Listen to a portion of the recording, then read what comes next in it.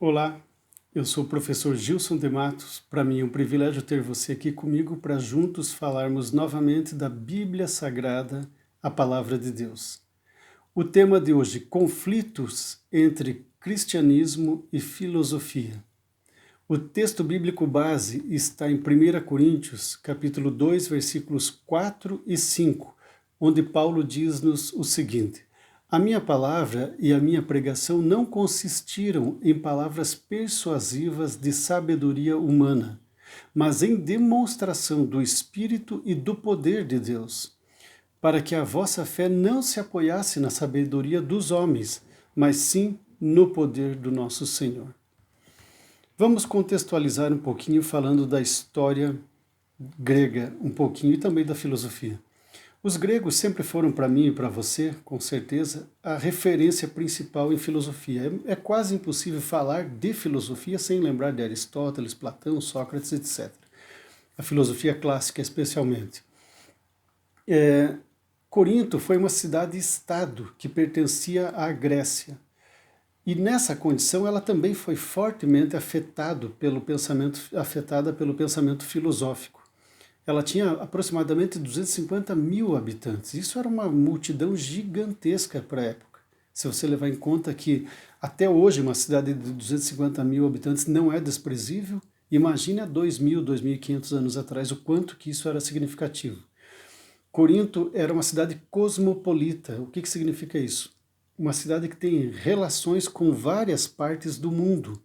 Tinha 2 portos importantes, de onde eles exportavam e importavam mercadorias, e assim pessoas iam e vinham para essa cidade, então acrescentava-se a isso toda uma riqueza cultural, uma riqueza nas artes, na música, na poesia, e desta forma a cidade de Corinto foi se tornando destaque mundial naquele mundo daquela época. Roma, numa das guerras, reduziu a cidade de Corinto a cinzas e no ano 46 a.C. reconstruiu essa cidade, dando a ela de novo o status de uma cidade importante, colocando-a como capital da Acaia. A Acaia era uma das províncias romanas pela qual o apóstolo Paulo caminhou e esteve pregando o evangelho em várias dessas cidades, inclusive na capital da Acaia, a cidade de Corinto. Os gregos eram dados à filosofia, tanto é que filosofia quer dizer amigo do saber. Sofia quer dizer sabedoria. E filo, ou filos, é amigo, né? Então, e eles eram considerados amigos do saber. Eles buscavam, eles tinham prazer em entender o mundo, em estudar as ciências e debater muito essas questões. Enquanto os gregos, vejam só, no Evangelho de João você vê um exemplo disso claramente, quando os judeus pedem ao Senhor Jesus o sinal, pedem maravilhas, pedem que ele faça isso e aquilo, e os gregos, quando têm a possibilidade de conhecer a Cristo, o que eles dizem para Filipe? Leva-nos ao teu mestre, nós queremos conhecer ele. Não queremos ver sinais, maravilhas, não. Essas conversas nós já estamos enjoados de ver com a mitologia grega. Nós queremos é conhecer, ouvir palavras de sabedoria do teu mestre. Foi assim que eles foram até o Senhor Jesus. Enquanto os judeus estavam naquela, quero ver milagre, o coxo vai andar, o paralítico, e eles estavam muito acima disso, os gregos que eram tementes ao Senhor e que tinham ido a Jerusalém para adorar o Senhor. A mulher Ciro-Fenícia, também de origem grega, também essa mulher, ela surpreendeu com a sua sabedoria o próprio Senhor Jesus. Quando ela pede o milagre, a cura da sua filha que estava possessa por demônios, Jesus diz a ela que não era o momento de atendê-la, porque agora ele estava alimentando os donos da casa, ou seja, os judeus. Ela diz: ok, mestre, concordo com o Senhor, mas os cachorrinhos também comem das migalhas que caem no chão. Isso surpreendeu positivamente o nosso Senhor Jesus, e ele disse: mulher, grande é a tua fé. Eu não esperava uma resposta dessa.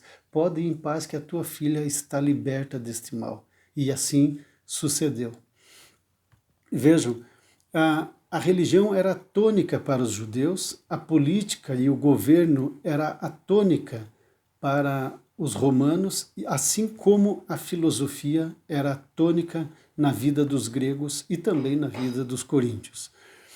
Esse ramo do saber sempre foi humanista, sempre teve o homem no centro, no seu centro, o antropocentrismo. Então aí começa a surgir alguns alertas para nós que às vezes queremos conciliar a fé cristã, conciliar o evangelho de Cristo com filosofia do mundo. Não dá certo. O homem na filosofia, ele é o centro de todo o mundo. O resto é resto. Religião é resto, fé é resto. O que importa é o homem estar no centro para a filosofia. Por isso não tem comunhão este pensamento com o pensamento cristão. Sabendo disso, agora entendemos por que Paulo diz: a minha palavra e a minha pregação não consistiram em palavras persuasivas de sabedoria humana, porque os gregos, os coríntios, já estavam enfadados dessa conversa. Eles queriam ouvir de Cristo poder de Deus e sabedoria de Deus para a transformação do homem, para uma transformação verdadeira, sincera. Mas a igreja não entendeu bem isso. No início da fé cristã, da era cristã, a igreja sofria perseguições, aflições, mas era uma igreja pura, era uma igreja que tinha o poder de Deus e a sabedoria de Deus. No entanto, quando Constantino chama a igreja para fazer parte do império e a igreja se prostitui com a política, aí as coisas começam a mudar. Por quê? Os líderes da igreja dizem o seguinte: até então, até agora, nós, líderes da igreja, tínhamos a nosso dispor camponeses, miseráveis, escravos, prostitutas que vinham até nós e nos procuravam e conheciam a Cristo, mas agora no império nós não vamos ficar chato para nós termos contato somente com essa ralé.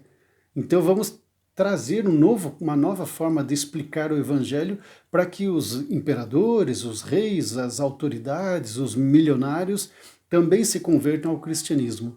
E o que a igreja faz? Ela vai beber na filosofia grega, na filosofia clássica, também romana, mas especialmente na grega, fontes do conhecimento humano para tentar mesclar a fé cristã com o conhecimento do mundo para convencer os homens a virem para Cristo Jesus. Desde Santo Agostinho até São Tomás de Aquino, a filosofia e a teologia se mesclaram. E esta mescla trouxe uma sopa intelectual de onde sai tudo. Saem palavras bonitas, saem pensamentos interessantes, menos palavras de sabedoria divina, menos palavras e poder de Deus. Saem sim palavras persuasivas de sabedoria humana, mas poder de Deus fica no segundo plano. A mistura entre o cristianismo e a filosofia quase acabou com a demonstração do Espírito de Deus e do poder de Deus no seio da igreja. Somente uns poucos fiéis que sabiam da seriedade do Evangelho é que continuaram mantendo a chama do Espírito acesa no seio da igreja. Agora a fé se apoiava sim na sabedoria humana e não mais no poder de Deus nem no poder do Evangelho. A reforma protestante trouxe um alento a isso, mas depois também degringolou nas mesmas formas de convicções, só dando uma nova nuance, mas não houve muita diferença.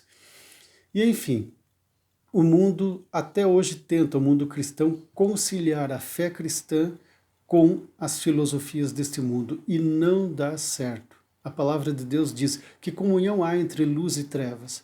Que comunhão há entre cristianismo, onde Jesus Cristo é o nosso Deus, é o Filho de Deus, é a pessoa de Deus encarnada aqui, e que ele é o centro de tudo? Que comunhão há entre cristianismo, ou no caso teocentrismo, e antropocentrismo? Nenhuma comunhão.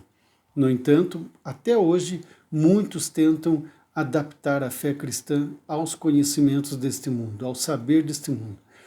Sempre que a palavra de Deus procurou ser adaptada pelos homens às formas de visão de mundo, a filosofia, a política, sempre caiu em descrédito. Não tem como conciliar fé cristã com o mundo corrompido. Ou o mundo vem a Cristo e conhece o Senhor Jesus e tem uma transformação e adapta-se inteiramente à palavra do Senhor, ou não existe possibilidade, senão estaremos maquiando o Evangelho. É um sério engano que as pessoas estão cometendo hoje em dia. Bíblia é Bíblia, Platão é Platão, Paulo é Paulo, Pedro é Pedro, Aristóteles é Aristóteles, vida cristã é vida cristã, vida mundana é vida mundana. Não tem como conciliar, não adianta, não tem como misturar luz e trevas. Todas as vezes que o cristianismo tentou fazer isso, caiu no descrédito e acabou se desgastando perante os olhos do próprio mundo. Veja, você nunca vai ver nos evangelhos Jesus Cristo fazendo uma referência a Sócrates, embora Sócrates já tivesse uma história interessante lá 400 anos antes do Senhor Jesus vir à Terra. Você nunca vai ver Pedro fazendo uma referência numa das suas epístolas a Platão, a Aristóteles, ou a Diógenes, ou a Eratóstenes, ou seja, quem quer que seja. Não, eles se pautavam única e exclusivamente no Evangelho de Cristo Jesus, na palavra de Deus, no poder de Deus. Não havia nenhuma mistura, era o Evangelho puro. Quando os gregos, hoje, os não cristãos, querem conhecer a Cristo, querem ouvir de Cristo, eles virão se eles virem Cristo na minha vida. Como eles fizeram para chegar ao Senhor Jesus lá? Eles viram Filipe, identificaram em Filipe um discípulo verdadeiro de Jesus pelo seu linguajar, pelo seu modo de se portar, pela sua fé, e disseram: Filipe, nós queremos conhecer teu mestre. E foram levados até a Cristo Jesus. Não são com palavras de filosofia, com palavras bonitas, tentando adaptar este mundo perdido ao Evangelho. Não.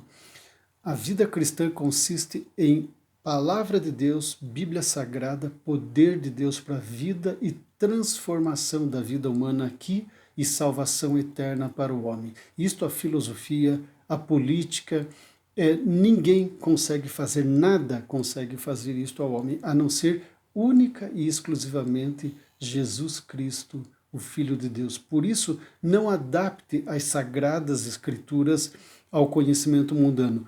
Uma coisa é para ficar lá, que é as coisas do mundo, você tem que estudar, você precisa se atualizar e viver neste mundo. Não tem problema você ter esse conhecimento, mas nunca cometa a tolice de tentar trazer o conhecimento do mundo para o seio da igreja ou vice-versa. Isso aí nunca deu e nunca dará certo.